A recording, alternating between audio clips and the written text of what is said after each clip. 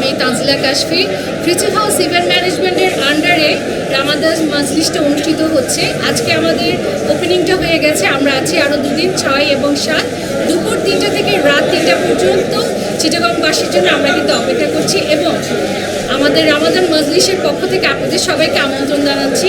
আমরা আরও আছি দুদিন দুপুর 3টা থেকে রাত 3টা পর্যন্ত।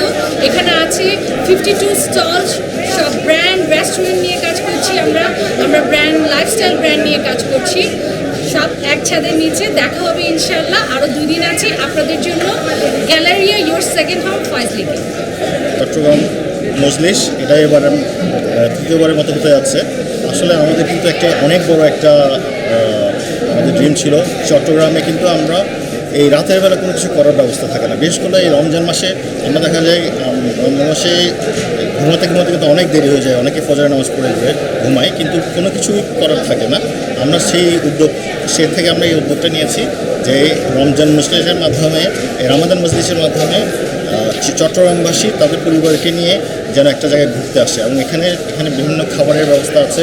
প্রত্যেকটা কুইজিনের কিন্তু বিভিন্ন ধরনের দোকান এসছে, এক একটা ব্র্যান্ড শপ এসছে। এটা বিভিন্ন জায়গায় যেটা চট্টগ্রামের বিভিন্ন জনের কাছে এটা কিন্তু প্রসিদ্ধ।